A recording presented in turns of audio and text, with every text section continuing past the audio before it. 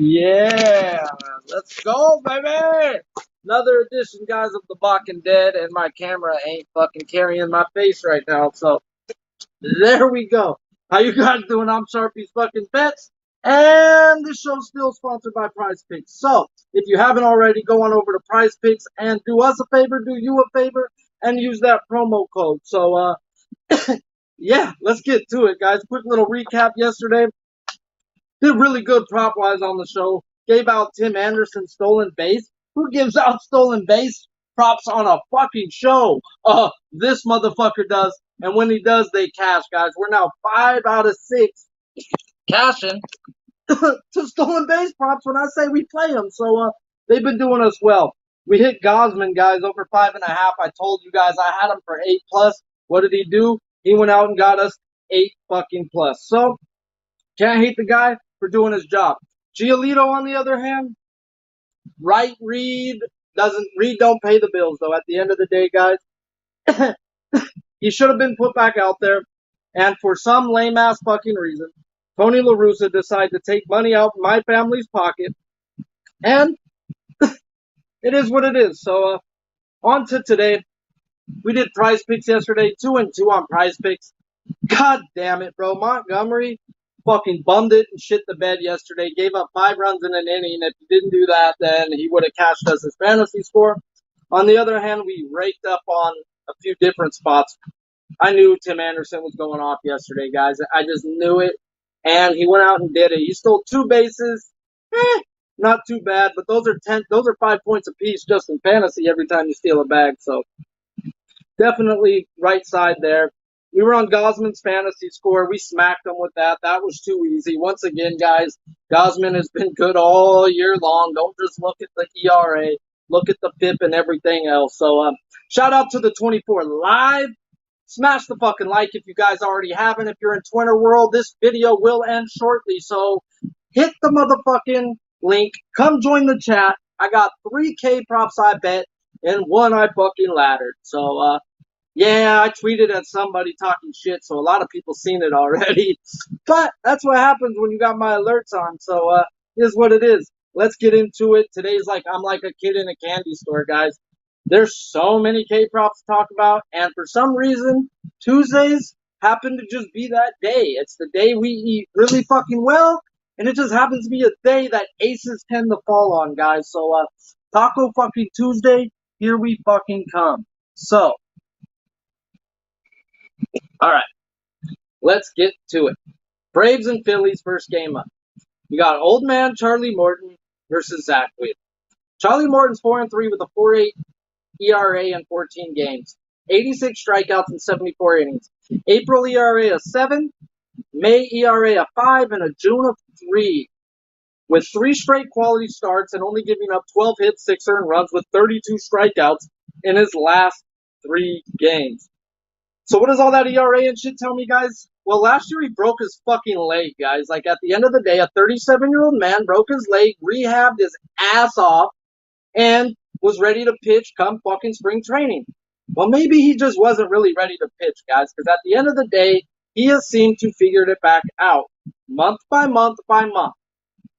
And Charlie Morton is a fucking veteran, guys, and he has shown that he has figured something out in the last 3 days that we cannot ignore.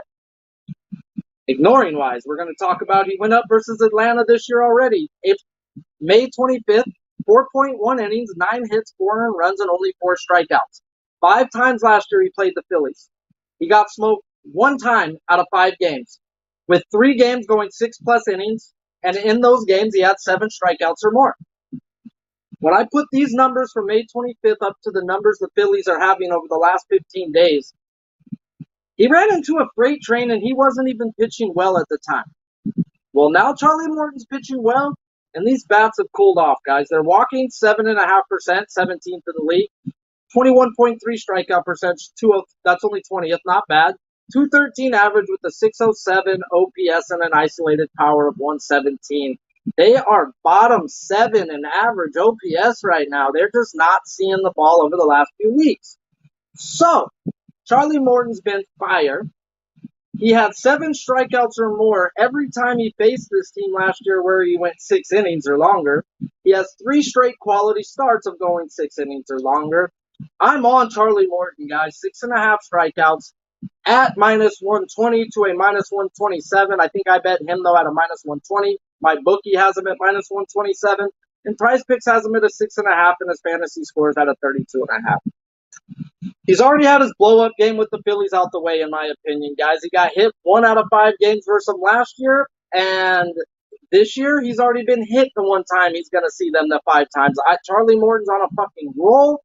He's figured out his fucking curveball, and yeah, I'm going to back him in this spot, guys. So give me some old man Charlie Morton, please, and thank you. And then on the other side, we have my candy cane.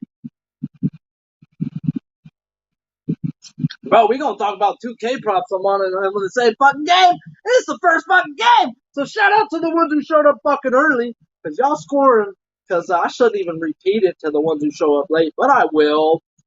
Zach Wheeler, 6-4 with a 2.77 ERA in 13 games, 86 strikeouts and 74 innings of work.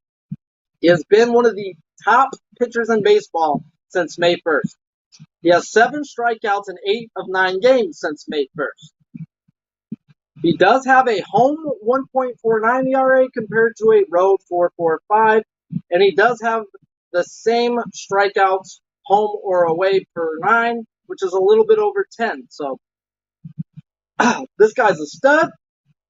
We're getting him at a number where he's hit 8 out of 9 games. Let's talk about he went up against them May 23rd in Atlanta. 6.2 innings, 8 hits, 2 earned runs. And then he played the Braves 5 games last year.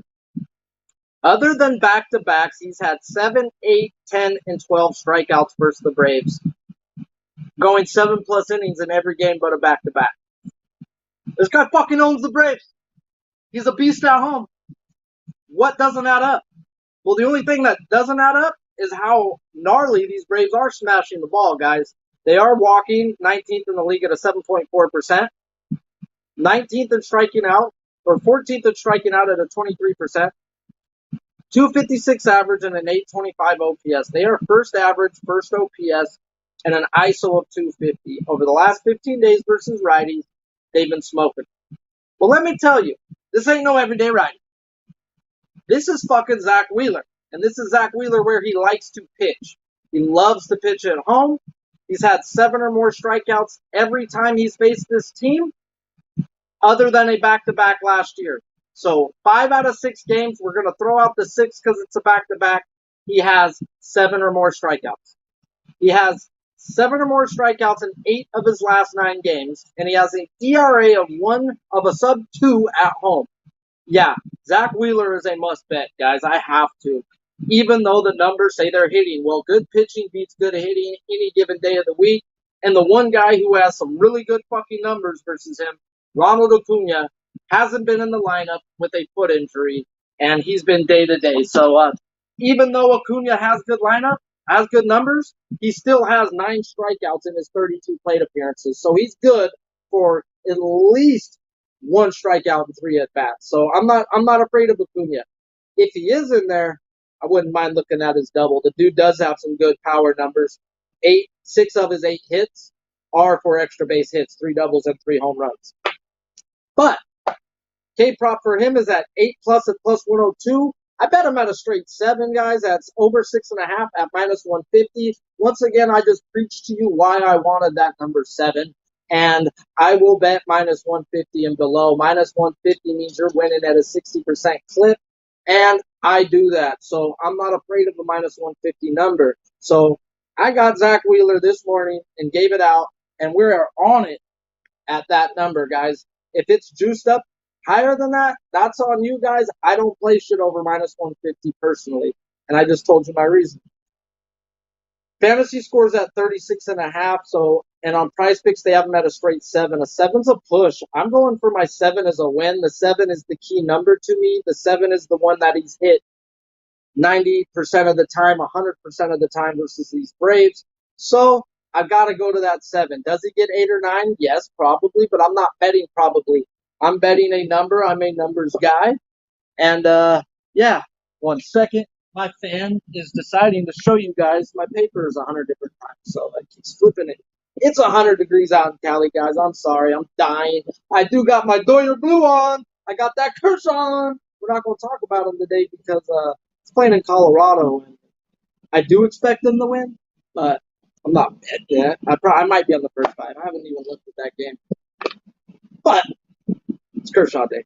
So, Zach Wheeler Day, though, is the guy who's going to make us money. So I bet him over 6.5 at minus 150. And I endorse his fucking fantasy score here, guys. Over 36.5. Like I said, his ERA is immaculate at home. This guy is just he just loves the mound. He loves the candy cane. Everything about it, guys. And he owns this team historically. So give me some Zach fucking Wheeler. Then we get into the bullpens, guys. There's the fucking drastic difference. Braves are third over the last 30 days with a 2.72 ERA, and the Phillies are 17th with a 3.8. So give me the Braves bullpen any given day over the Phillies bullpen. And no run first inning is at a minus 125.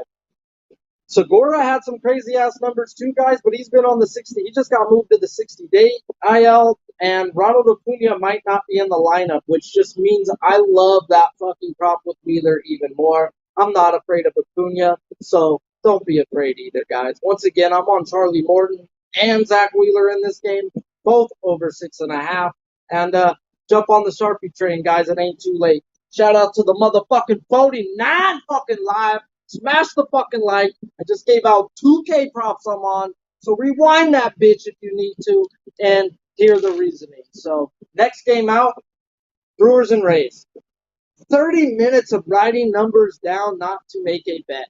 Well, this show is about me giving you props and giving you information. So I'm going to give you a fuckload of information and then give you the reasoning of why I stayed off. So, Brandon Woodruff versus Shane Baz. I wanted to back both of these guys today. Now let's get into why the fuck I can't. Brandon Woodruff is 5-3 with a 4.74 ERA in 9 games, 53 strikeouts in 43 innings. He has not pitched since May 27th. He went on the IL with a right ankle sprain, and during that ankle sprain, I've got inside information. Okay, inside information. He was playing a little too much pocket pool that he got Raynaud syndrome. Okay? Raynaud syndrome is when you lose feeling in your hand and it goes numb. So, really good inside information. And I'm not being number one bullshit guy here. Go look up. He had Raynaud syndrome over the last month while he was on the IL for a sprained ankle. He did pitch in a minor league game since then, and he went 5 innings with 7 strikeouts, going 74 pitches. It's not going to be a fucking healthy strategy, guys, and I've been preaching it all year, betting on a pitcher coming off the IL. Let him show you he's okay. Let alone a pitcher that fucking lost feeling in his goddamn hand, well, 2 weeks ago. Like, at any given sign of, holy fuck, Lord, you're being pulled. Well, he's on a 90-pitch limit. They had him at 5 strikeouts this morning. 5 was fucking stupid. 5 was minus 334 on mybookie.ag. Had to. Okay? They moved it to 5.5 after I tweeted it. Slapped them hoes. But they need to be slapped sometimes. Now, do I expect them to get a strikeout per inning? Yes. But I cannot put hard, like PrizePicks, guys. If you don't know, I've told you guys already. I bet more on my props than I do on my PrizePicks. PrizePicks, I'm putting 5 things together that need to hit. The odds of 5 things happening, that's like playing the fucking lotto, guys, like realistically. So I put more on my single bets. Those are what's paying the bills, and those are what's paying for the fucking good smoke. So if you want some good pussy, you got to just single bet your props and have fun with PrizePicks. So with PrizePicks, 5 was just dumb and needed to be put on my parlay earlier today. It did not make the show's picks once it moved to 5.5. And I just gave you the 2 reasonings why I can't back them. Coming off the IL is 1. 2, the dude fucking, was playing too much pocket pool on the IL and had Raynaud syndrome. So take it for what it's worth. Sharpie's Bets has slapped himself before over fucking not betting. I mean, betting on guys coming off the IL. I've learned, and I will never ever do it again. So, to each his own. I'm just giving you my reason. His K prop is 6+ at my bookie at minus 334, and they do have him still at 5.5. So to get 6 on my bookie is 334, and I just have him getting 5.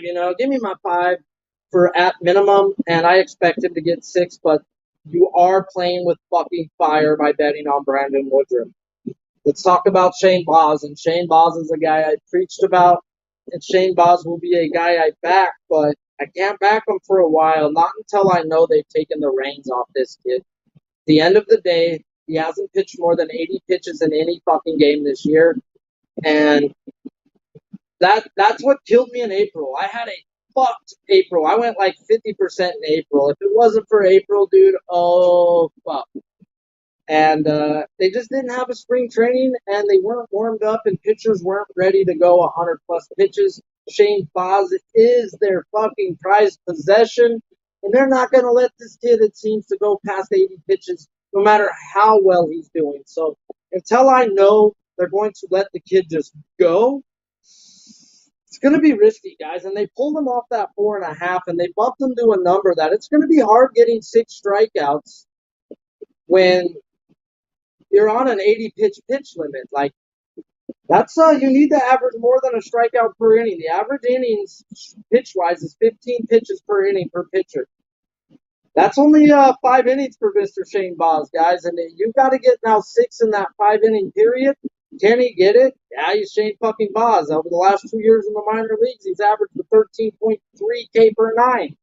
This ain't the minor leagues, guys, and he has shown at least a strikeout per inning, a little better than that since he's been in the big leagues. And I'm going to tell you, he's a lot like Dustin May to me, guys. And this guy was an elite strikeout per 9 pitcher in the minors. And then when he got to the big leagues, it was a strikeout per inning, but he did really well. Well, it's the next year we're really going to want Baz, guys. Once he's had his feet wet in the big leagues, we are going to make real money off of Shane Baz. So careful betting Shane Baz. Is he an elite strikeout flamethrower? Yes, but he is on a pitch limit, guys, and pitch limits have kicked me in the balls more times than it's paid me. So got to be careful with a pitch limit. I didn't talk about the Rays numbers, but I need to real quick. Brandon Woodruff, why I like him on that 5, and he should have 6, guys. These guys are not walking. They're walking 7.5%, the Rays. They're striking out second in the league at 26.5%. Average is 17th. OPS is 23rd with a shitty-ass ISO of 103. Nothing to be worried about other than those numbers were without Wander Franco. Wander Franco is now back. Take that into consideration.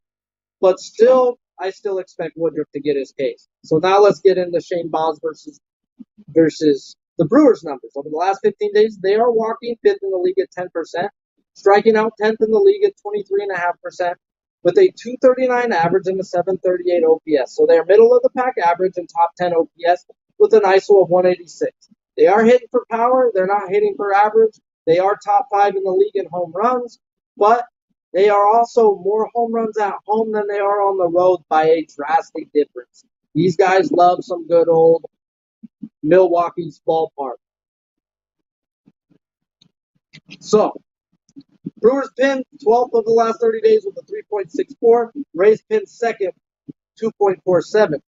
They both have been elite, guys.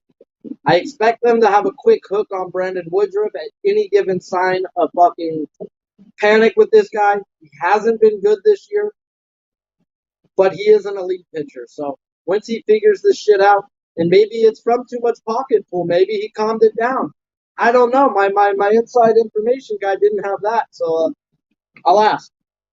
No run first inning is at a minus 145 in this game. And like I said, Wander Franco is back in the lineup for the Rays. What does that mean when a guy gets his best player in the lineup? That means the guy in front and the guy in the back now start to see different pitches. And the guy in the back's already hitting, guys. Harold Ramirez, please give me him today. I want him 2+ hits, runs, RBIs. He has a hit 16 of the 19 games in the month of June. Wander Franco's batting in front of him. Wander Franco's probably going to be on base and score when he gets his hit. Ramirez is at a minus 113. So, on to the next game, guys. We got 2 more games, and 1K prop that I laddered. Yeah. Sure. No. We can really hear that fan. All right. I guess I'll die in the fucking heat while I do the show, guys. Sorry. Oh, it's so hot in here. It's a fucking box in my living room, guys, and I'm not talking about a hot box. So let's get into these last two games. Shout out to the chat, guys. We 66 deep on a fucking Tuesday, and it ain't Taco Tuesday. It's Sharpie Tuesday. It's fucking K-Prop Tuesday. It's when the gods give us aces, and I ain't talking playing cards. So let's talk about two more fucking aces right now. Padres and D-backs. Sean Manaea and Zach Gallen. This is where we're going to take advantage of another spot, guys. So Sean Manaea is 3-3 with a 3.87 ERA in 13 starts. He has the same ERA home road splits, but his K per 9 at home is 8.22 compared to his road 10.25. So Sean Manaea strikeouts go up 2 strikeouts per 9 innings on the road. What does that mean? Fuck if I know. Maybe he don't like himself some Padres Stadium, but the numbers are the numbers, and it says so. So got to definitely pay attention to that. But remember, once again, numbers are like lawyers. They don't necessarily lie to you. They just don't necessarily tell you the truth. And it's our job to figure out what that shit is. So let's get into it. He's now played Arizona 2 times this year. First game of the year and the last game 5 days ago that he pitched in. He's allowed 4 fucking hits. Fuck 2 earned runs. He's allowed 4 hits in 2 games versus this team, guys. Are you fucking shitting me? 13 strikeouts in 13 innings, so he is averaging about a strikeout per inning. He played 4 back-to-backs last year. He did just as well or better in 3 of the 4 games. So I expect him to be able to pitch well on a back-to-back versus a team that just ain't fucking hitting like the fucking Diamondbacks, guys. They are bottom 10 versus lefties. And they're just not seeing this lefty, guys. Yes, it's a back-to-back, but he's shown to me going through his game logs that he can handle a back-to-back. 3 out of 4 times is good shit. He shows to me his strikeouts go up, and his strikeouts went up on back-to-backs last year 3 out of 4 times. So the guy just gets better after seeing you. Good pitchers with 3-4 pitches. It's not about, just see me. It's not always about that, guys. It's now, these guys in baseball have a history, and that's what's the great thing about baseball. You can go through the last few years of these guys, and they're going to tell you a story. And it's your job to read that fucking story. And the story with Sean Manaea says 75% of the time, this guy gets better. So I've got to expect this guy's going to be better because Arizona's nothing to write home about, guys. His K-prop, 6+ minus 108, 5.5 on PrizePicks, and his fantasy scores at 36.5. I would look that way personally. But we're going to talk about Gallen.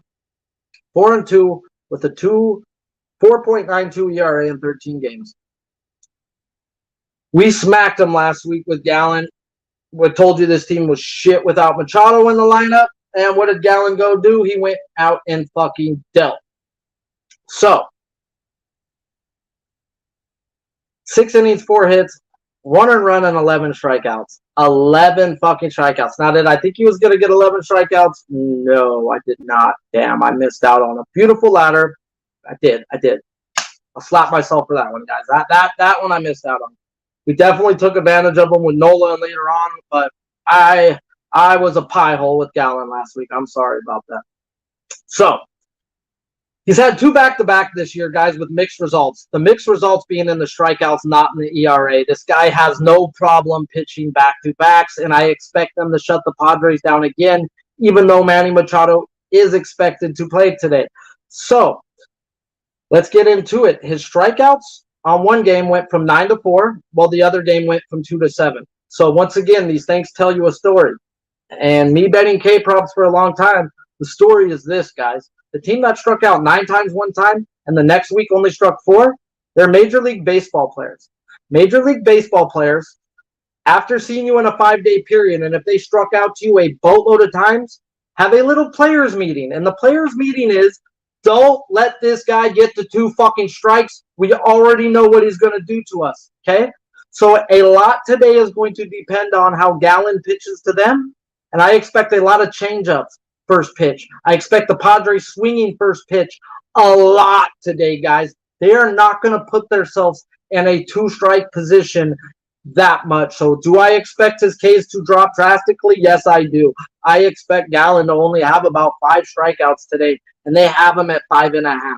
So 6+ is at -121, 5.5 on PrizePicks, and his fantasy score is at 33.5.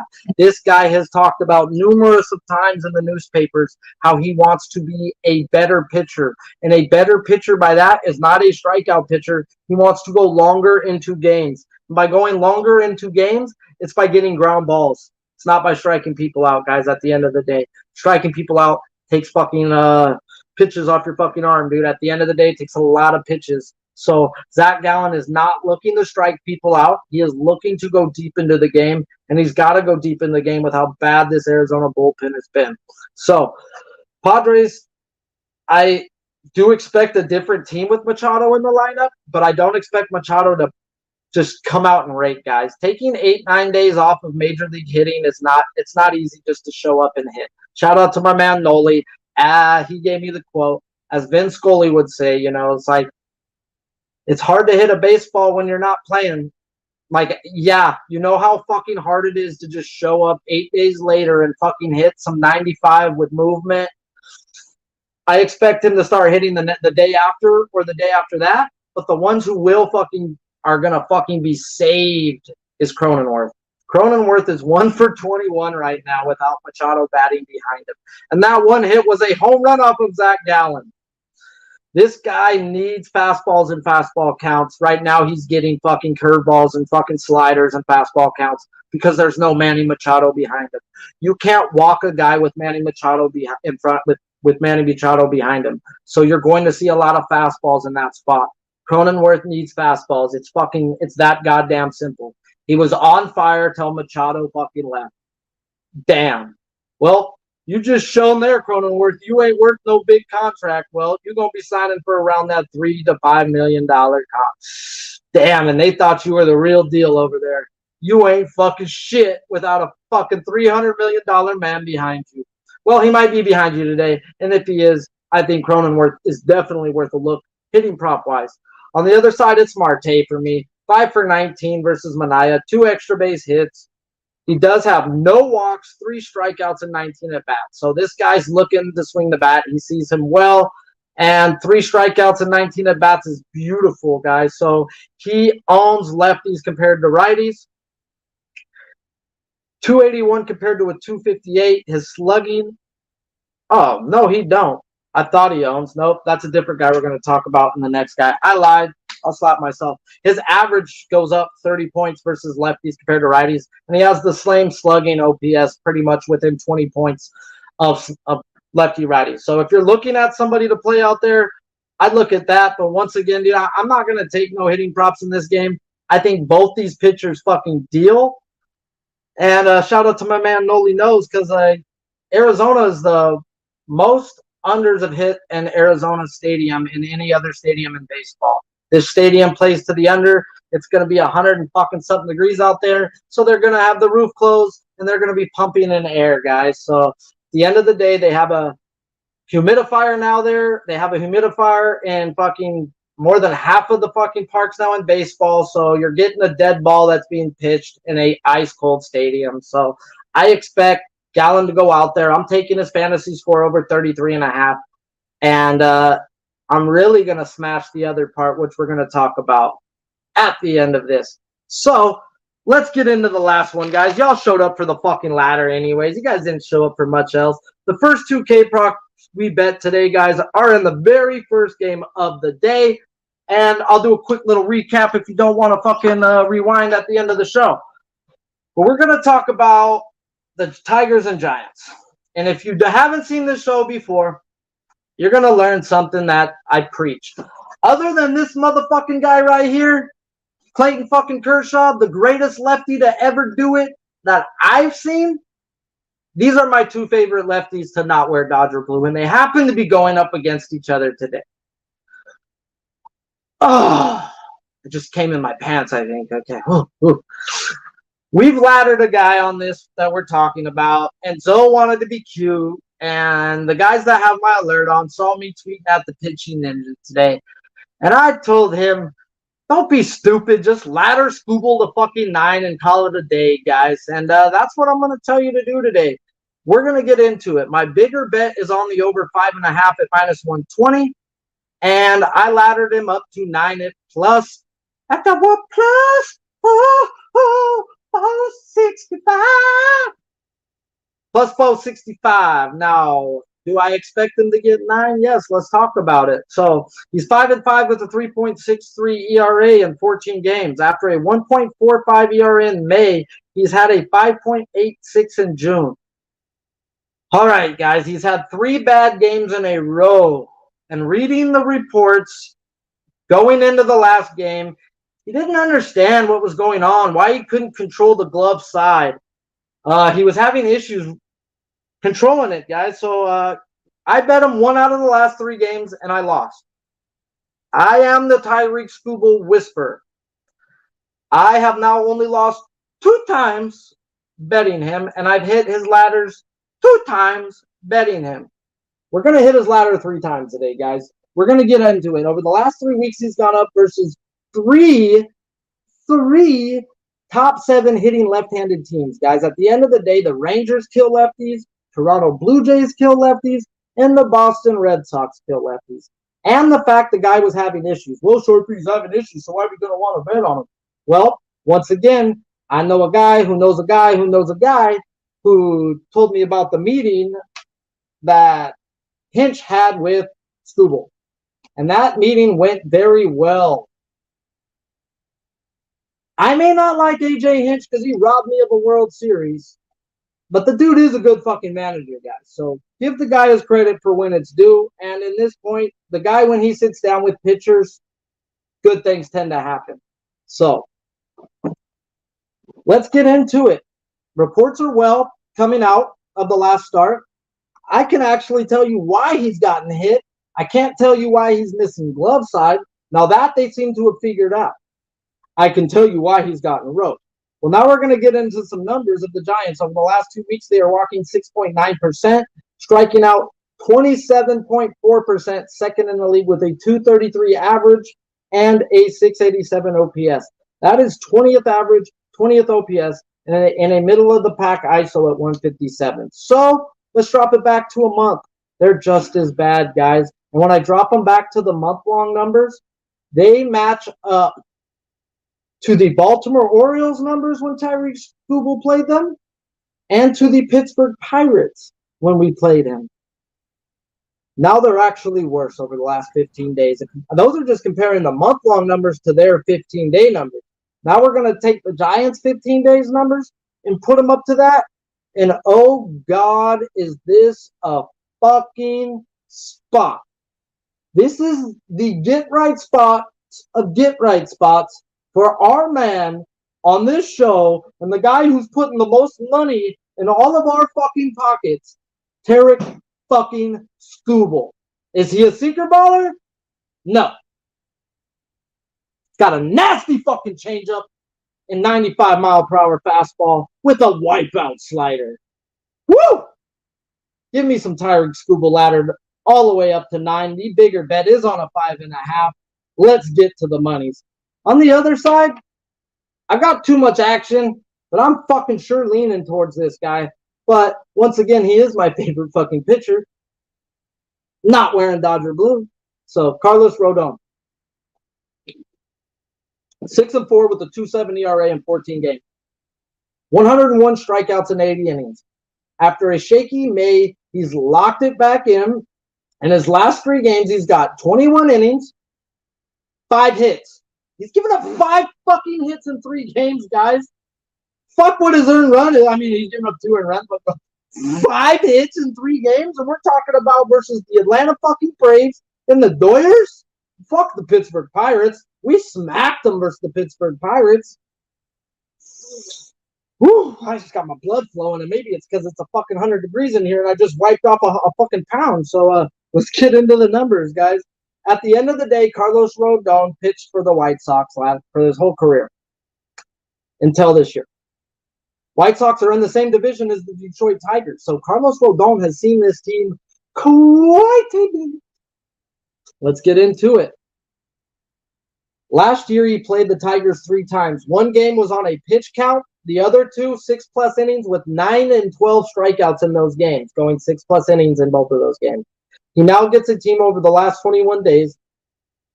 5.2 walk percentage, 26%. 26 in the league. Crap. They're 10th in the league at striking out at 23.5. They are crushing the ball over the last 3 weeks. 298 average, 5th in the league. 798 OPS, 13th in the league with an ISO of 163 versus lefty. Well, hold up, swolled up. This is where numbers don't mean everything, guys. This is where they're like lawyers and they don't necessarily tell you the truth, but they necessarily don't lie to you. Now, have they been crushing lefties? Yes. But what lefties have they gone up against? I can tell you off the top of my fucking head, and I didn't even look shit up. They went up against Dallas Keuchel last week, bro, and they murdered him. And anytime Dallas Keuchel gets the pitch, you just jump on every goddamn hitting prop the other way. The guy doesn't belong in the fucking major leagues. He's like Jake Arrieta last year. There's only so many fucking gifts you're going to get throughout the year in baseball. And when a bum is getting put in a team to pitch because they're just fucking trying to get through the fucking year, you go and fucking find your way to attack that bum. And it's not always backing the other pitcher, guys. Props is the new way. Like Billy Brisby saying, fucking old heads, dog. Don't be the old head. Be the new wave, guys. Props are the new wave. So let's get into Rodon. His K-prop is 9+ at -106. 8 is at -145, and his fantasy score is at 42.5. No run first inning is at a -150. And somebody on Twitter today tagged me in something and was like, good luck, bro, but I'm taking no run first inning in the Tigers and the Giants game. Well, let me tell you guys, no run first inning is the biggest joke bet in baseball. I mean, if you're profitable at it, more power to you. But at the end of the day, the first inning is the worst inning for the majority of major league pitchers. Once you get settled in, then they get the cruise. So if you really want to gamble, just go to the fucking casino and play the lotto, guys. So that's my theory to that. If you're profitable at it, that's on you. I'm not obviously, huh? I think there's way more advantages in attacking a first 3 or a first 5. So how do you know that one inning he's going to have a bad inning is not going to be the first? So that's just like you're playing craps with your money. So hey, look, Billy Briz in there, huh? I was saying the old head without you, my guy. Let's get to it. I was like, old heads. But Tigers pin is 16th over the last 30 days with 3.76. Giants pin is 9th with a 3.23. Giants ballpark at night, guys.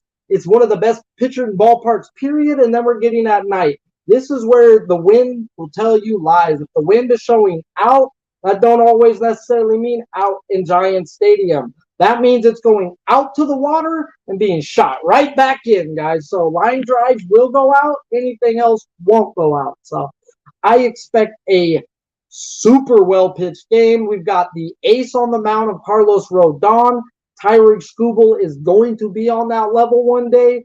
And this can be a 2-hour and 20-minute game if it gets to humming the way I think it gets to humming. So 2 people to look at props-wise, and I'm going to go straight up, both Tigers players. This is going to be a little psychotic, even though I love me some Carlos Rodon. At the end of the day, Carlos Rodon is a 2-pitch pitcher. He is the best 2-pitch pitcher in baseball, fastball slider, but at the end of the day, he's a 2-pitch pitcher. So, Miguel Cabrera is one of the elite hitters in the history of baseball.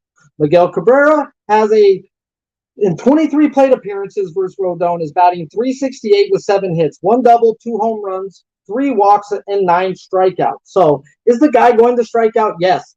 9 times out of 23 at-bats? That's pretty crazy, right? No. That means he's sitting on 1 pitch, and he's going for that 1 pitch. And 3 out of the fucking 7 times he's hit him, it's for extra bases. Well, I'm going to take him at hits, runs, and RBIs, 2+ at -105. I think there's a Javi Baez on base, guys, and his 2+ bases is at +102, and I split my bet with both of those. My normal prop bet, I put him on both these Tigers because I think he gets the 2 bases. and he drives them in. Here and fucking why. Baez was batting 159 in the month of May, 260 in June. 9 out of his last 10 games, he has a hit. Only 2 of those games, he doesn't have extra bases.